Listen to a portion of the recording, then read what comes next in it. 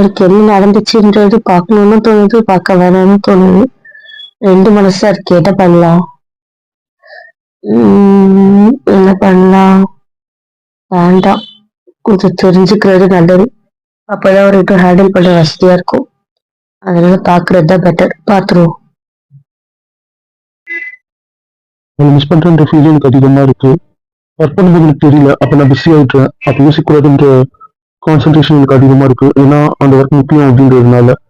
ஆனா என் சைல்டுஹுட் வந்து ஹாப்பியா தான் இருந்துச்சு. நான் ரொம்ப சேடா தான் இருந்தேன் அப்படிலாம் சொல்ல மாட்டேன். எங்க அப்பா அம்மா, எங்க தாத்தா பாட்டி எல்லாருமே நல்லா பார்த்துட்டாங்க. என் ஃபேமிலி, சொந்தக்காரங்க எல்லாருமே நல்லா பார்த்துக்கிட்டாங்க.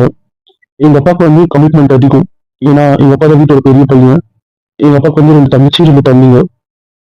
அதே மாதிரி எங்க அப்பா தான் வந்து அவங்களுக்கு தங்கச்சி, அவங்க தம்பிங்க எல்லாரையும் படிக்க வச்சது, அவங்க எல்லாருக்கும் கல்யாணம் பண்ணி கொடுத்தது எல்லாமே எங்க அப்பா தான். எங்க தாத்தா இருந்தாரு, பட் எங்க அப்பாவுக்கு வந்து அவங்க அப்பா வைக்கிறதுல விருப்பம் இல்லை. ஒரு ஸ்டேஜுக்கு மேல ஒரு ஸ்டேஜ் அவர் நினைச்சதுனால அவரோட கமிட்மெண்ட் எல்லாம் இவர் எடுத்துக்கிட்டு அவரை கொஞ்சம் ரிலீவ் பண்ணி விட்டுட்டாரு.